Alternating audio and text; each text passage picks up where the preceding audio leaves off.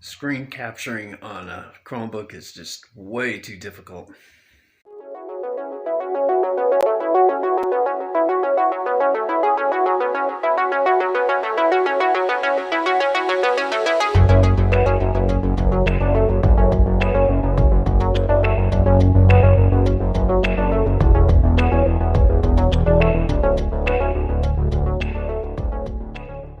Alright guys, here we go again with another Tucker Carlson UFO story.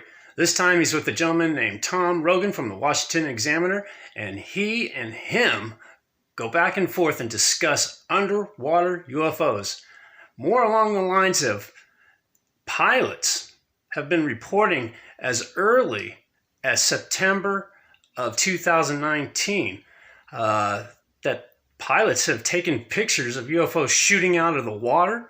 I haven't seen these photos. Hopefully they'll be releasing them soon. But here's the interview, just in case you missed it. It was on December 15th, 2020. Sorry about the delay. Had some trouble with some screenshot issues with my Chromebook. But here you go. Tucker Carlson coming through with some UFO knowledge. Check it out. A report from American intelligence confirms something that's been rumored for a while. Late last year, a U.S. Navy F-A-18 fighter jet took a very clear photograph on a personal phone of a triangle-shaped unidentified aerial phenomenon. That vehicle, whatever it was, appeared to be operating with a propulsion system that generated no visible exhaust. Hard to see how that could happen. The sighting likely places the UFO near a U.S. nuclear-powered aircraft carrier. That shouldn't be surprising because a string of UFO sightings have involved nuclear reactors and warheads. That same report also goes into some detail on underwater UFOs, which behave in ways that science can't explain. Tom Rogan has been following all of this quite carefully for some time. He's a columnist at the Washington Examiner. We're happy to have him on tonight. Tom, thanks for coming on. First, tell us about the sighting in late 2019. Yeah, good to be with you, Tucker, and thanks for covering this because not enough journalists, I think, do. The late 2019 incident essentially involved a U.S. carrier strike group, as with the incident in 2004 and 15, doing its workups on pre-deployment, preparing to go abroad and do the missions that the Navy are assigned.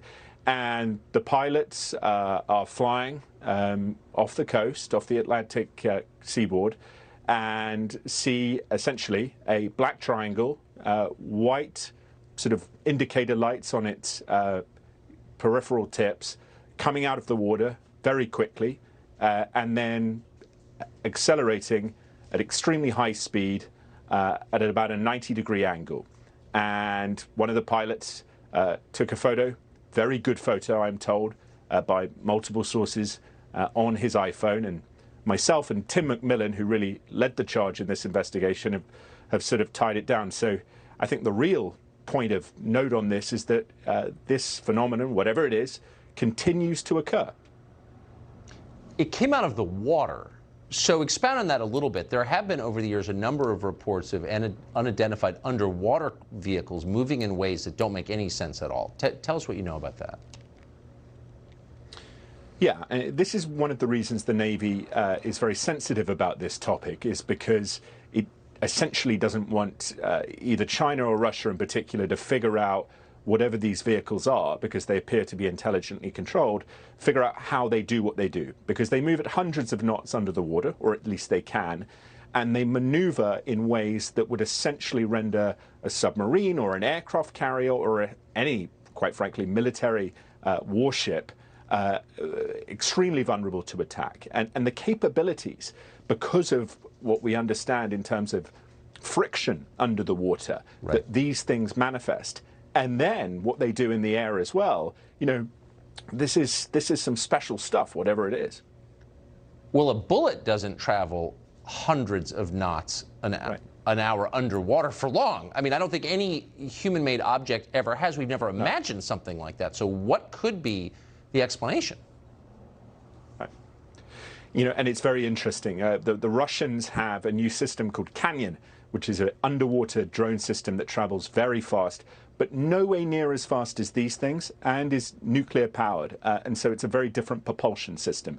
And I think that is the exigent point, that what these things can do in air, underwater, in space, at least in low orbit, are beyond any capability that we can identify with an Earth nation, either in delivery, in platform, something that a military is showing, or is in development.